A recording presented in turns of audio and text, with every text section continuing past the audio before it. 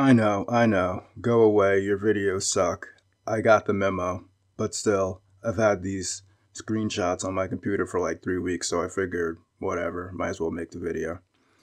Anyway, this is a follow-up to my first video on the Lawnmower Man, which I'm doing a video on Lawnmower Man 2.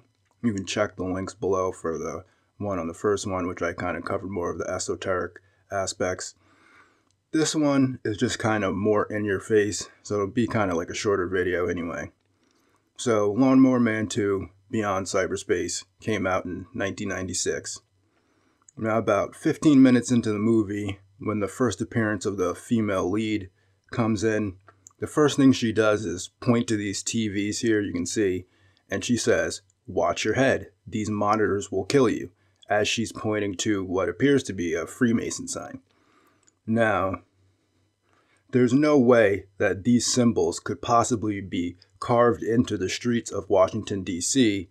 and peeking at the Capitol building. There's no possible way that that could ever happen. It's just a complete coincidence that this symbol appears in this movie that's about technology taking over the world. And it just happens that the same symbol is the same symbol as the Freemason symbol, and it's also carved into the streets of Washington, D.C. Complete coincidence. Nothing to see here. Then the following line she says directly after that is, "It's like a whole new world out there." You know what I'm saying? So she's just saying that. It's just all random, all coincidence. I'm completely insane. That's how it works. I'm insane. So then they show the symbol much bigger, just in case you missed it the first couple times, just to make sure. And then she says, "I'm sure Dr. Platt will enlighten you." Okay, so that's that. The symbol's there. It's a coincidence. It's random. It's probably put there by the same gremlins that towed the moon into place, because there's no possible way that the moon could be in between the Earth and the sun in a way that would cause an eclipse. I mean, the probability of that would be, astronomical?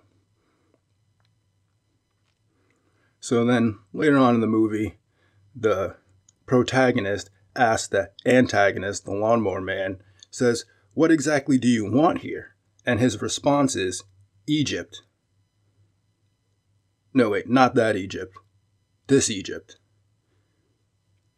So, yeah, again, you can see it's kind of referring to some Egyptian theology where obviously there was a small class of priests that could write the code of Egypt and everybody else was slaves. That's exactly the kind of country that most people want to live in. A country where most of the people are slaves, right? Yeah.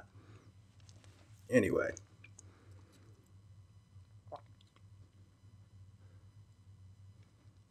So then it goes on, and the antagonist, or one of the antagonists who's trying to get everybody onto the internet so that they can control them, plans to get everybody to connect to the internet through iPhones, but it's spelled EYE phones, not iPhones, like the ones that came out by Apple. Of course, this movie came out in 1996, so there's no possible way that anybody could have known that the iPhone would be the most popular way that people connect to the internet. No possible way. It's all a coincidence. Then again, the antagonist gives this big speech about how we stand in the face of a new world, and that the future is one world, one thought, one mind. And then, of course, you can see in this scene that this is definitely not Freemasonic symbolism. Definitely not. No possible way. It's all coincidence. It's all the gremlins going back in the past and changing around the stuff to make it appear like that when I look it up. But in actuality, it's probably a different symbol there originally, before the retro causality. Of course, I'm just seeing this. It's just a coincidence, and I'm completely insane. So that's the video. Have a good day, and go MGTOW.